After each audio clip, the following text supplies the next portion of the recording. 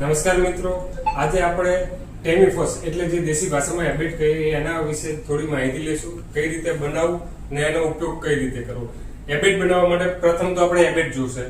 Habit અને એ હેબિટને બંનેનું મિશ્રણ બનાવવા માટે 10 લીટર પાણીમાં 2.5 ml હેબિટ, જે આપણે સિરિંજો આવે સિરિંજમાંથી માપી અને 2.5 લીટર હેબિટ લઈ લેવાનું. એના સિવાય પણ જ્યારે પણ આપણે 1 લીટરમાં બનાવવાનું થાય તો 0.25 ml લઈ લેવાનું. જેના માટેની 2 ml ની સિરિંજ આવે એની અંદર આપણને 0.25 નું માપ મળી રહેશે.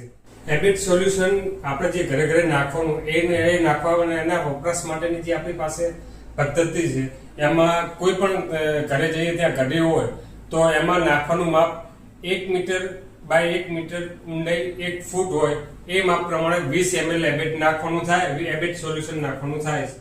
અંદાજે એક ઘડી 3 ફૂટ ઊંચી જેટલી હોય તો એક ઘડીમાં 60 ml જેટલું હેબિટ સોલ્યુશન આવશે, જે આપણે આપણા માપ્યા દ્વારા માપી અને નાખવું.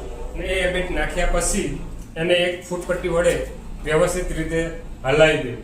અને એ હલાવ્યા પછી ત્યાંથી આગળ વધવું.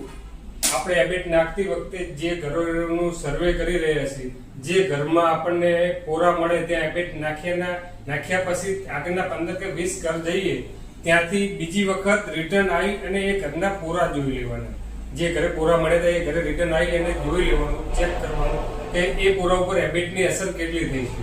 પોરા મરી ગયા છે કે બે અવસ્થામાં હોય તો આપણું હેબિટનું માપ બરોબર છે. અને જો પોરાને કઈ અસર ન થઈ હોય તો આપણે આપણા માપમાં થોડો વધારો કરી અને આગળથી પાછું સર્વે ચાલુ કરી દેવાનું. જેથી આ 15 થી 20 ઘર પાછું આવીને જોવાનું કારણ એક જ છે કે જેથી આપણે વધુ ઘર સર્વે કરી લઈએ અને પછી ખબર પડે કે હેબિટની અસર ઓછી થઈ છે તો બધા ઘર બીજી વખત સર્વે કરવા પડે. એની જગ્યાએ આપણે 15 કે 20 ઘરમાં સર્વે કરીને રિટર્ન આવીને તરત ચેક કરી લેવું. આગળનો મુદ્દો કે જે હેબિટ સોલ્યુશન રહ્યું એ ફક્ત ને ફક્ત મચ્છરના લાર્વા ઉપર અસર કરે છે, જે પ્યુપા કે મચ્છર ઉપર કોઈ અસર કરતું નથી, જે ખાસ ધ્યાન લેવું. એના સિવાય જે મહત્વનો મુદ્દો છે કે પીવાના ઉપયોગમાં લેવાતા પાણીની અંદર ક્યારેય હેબિટનું